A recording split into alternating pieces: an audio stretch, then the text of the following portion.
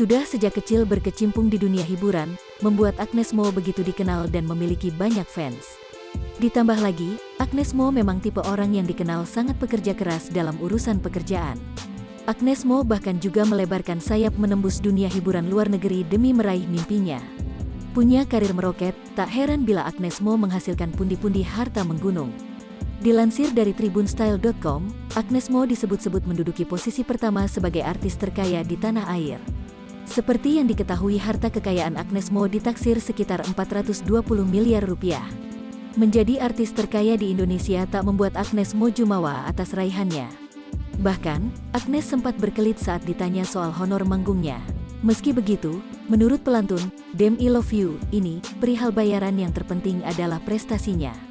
Maksudnya gini, kalau misalnya kita beli barang mahal kan pasti pengen dapat kualitasnya juga bagus. Jadi, makanya aku sama keluarga dan manajemen pentingin prestasinya dulu, jelas.